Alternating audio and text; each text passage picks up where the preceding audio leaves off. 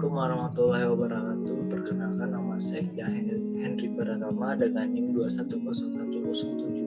21010072009 dan saya berasal dari kelas 2B D3 akuntansi. Di sini saya akan membahas dan menjelaskan kepada teman-teman semua itu tentang operasional giro. Di sini sebentar akan saya share screen dulu bahannya.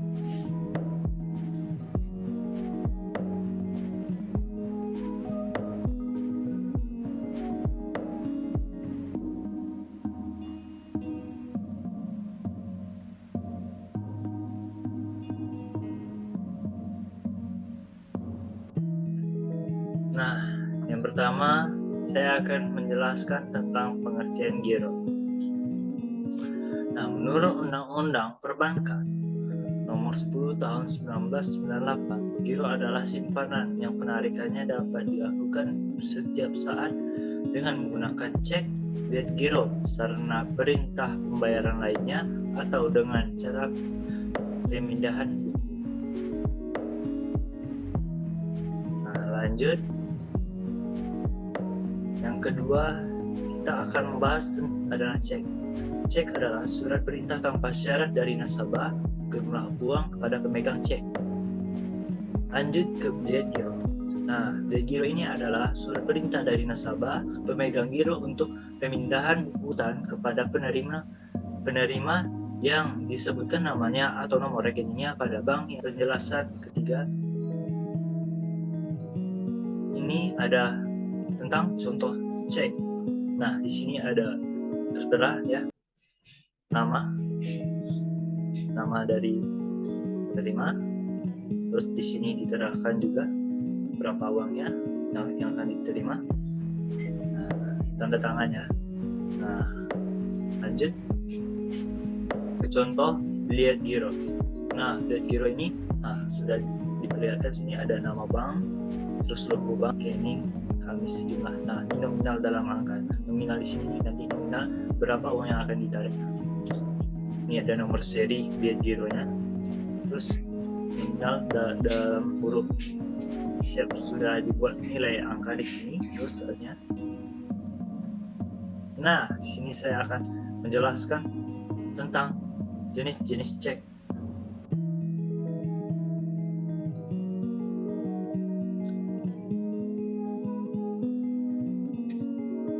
Yang pertama itu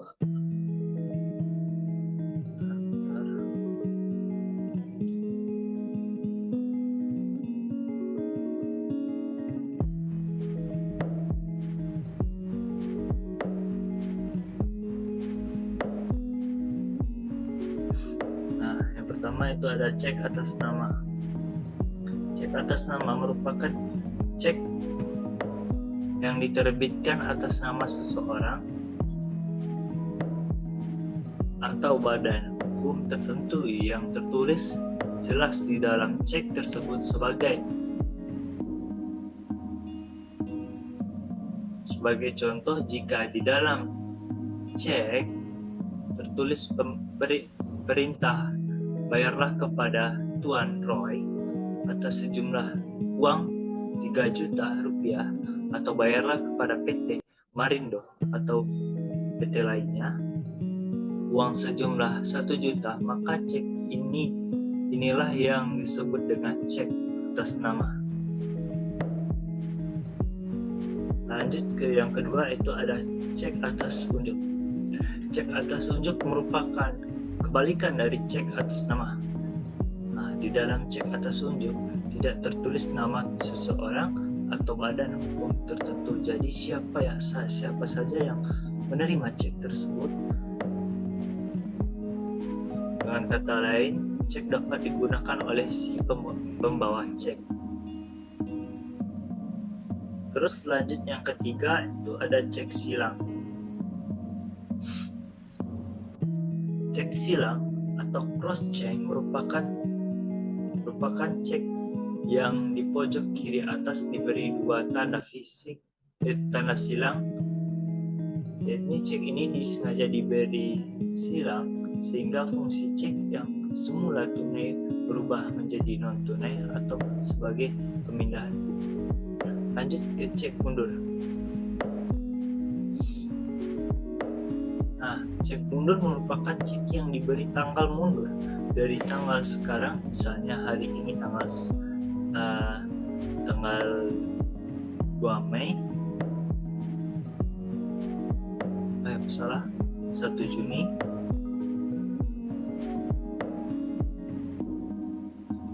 terus sebagai contoh, Tuan Gilang bermaksud mencairkan selembar cek, dan di mana dalam cek tersebut tertulis tanggal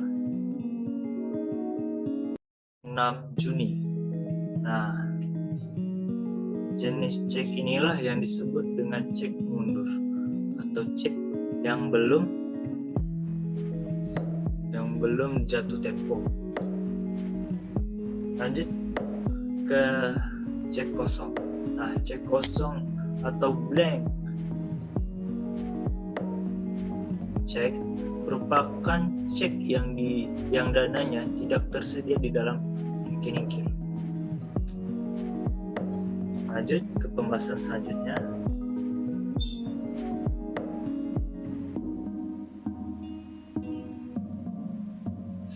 Jenis-jenis giro. Nah, jenis giro ini ada beberapa macam, yaitu giro atas nama pribadi. Nah, giro yang dimiliki atas nama individu atau nama pribadi. Usaha ini biasanya meliputi toko, restoran, bengkel, dan usaha lainnya dengan nama pemiliknya. Untuk membuka rekening giro atas nama pribadi, bank menerapkan jumlah setoran terkecil sebesar 250.000. Nah, giro selanjutnya atau giro atas nama badan adalah giro yang dibuat untuk lembaga atau perusahaan, misalnya untuk membuka rekening giro atas nama atau bank atau badan perusahaan, itu setoran terkecilnya itu 500.000.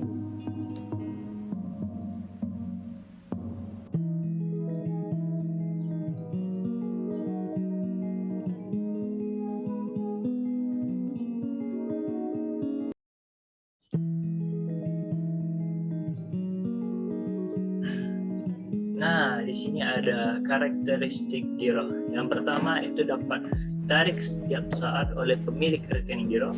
Terus yang kedua bisa dikelompokkan sebagai sumber pendanaan jangka pendek bagi bank. Terus yang ketiga biaya murah dibandingkan sumber pendanaan lainnya atau tabungan dan deposito. Terus yang keempat itu penetapan tingkat imbalan dalam kurung jasa merupakan otorisasi bank-bank yang bersangkutan.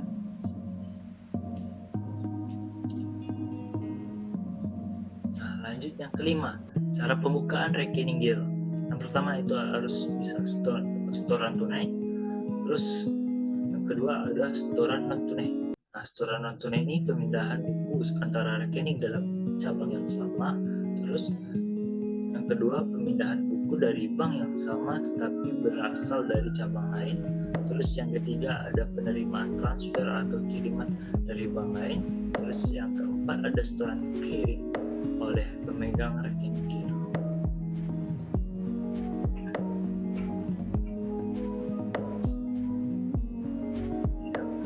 Selanjutnya itu penarikan rekening giro.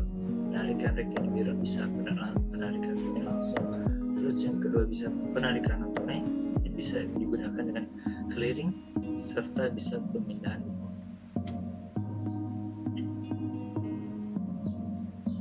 Nah, inilah penutupan rekening giro. Kegiatan penutupan rekening giro di bank, tempat rekening dibuka dengan ditutup rekening giro. Nasabah yang bersangkutan selanjutnya tidak dapat melakukan aktivitas. Nah, ini ada ketentuan-ketentuannya. Yang pertama itu penutupan rekening dapat dilakukan atas permintaan nasabah atau keputusan bank dengan alasan tertentu. Terus yang kedua itu penutupan rekening atas keputusan bank akan diberitahukan kepada nasabah secara tertulis pada saat penutupan dilakukan. Sejak saat penutupan rekening, nasabah tidak dapat melakukan aktivitas transaksi pada rekening yang telah ditutup. Terus yang keempat itu seluruh sisa buku atau biaya giro. Nah, bank akan menutup secara otomatis apabila giliran melakukan penarikan cek atau biaya giro kosong sebanyak 3 kali berturut-turut dalam kurun waktu 6 bulan. Lanjut. Manfaat giro bagi nasabah. Yang pertama itu bisa memberikan rasa aman bagi pihak kedua, bagi kedua pihak, baik pembeli maupun penjual. Terus yang kedua itu diberikan kemudahan melakukan transaksi pembayaran. Terus yang ketiga itu untuk berjaga-jaga apabila terdapat pengeluaran mendadak. Nah, mungkin itu penjelasan dari saya. Kalau ada salah dan janggal, saya mohon maaf. Saya akhiri dengan wabillahi taufik wal hidayah. Wassalam, subscribe and like serta berikan komentar.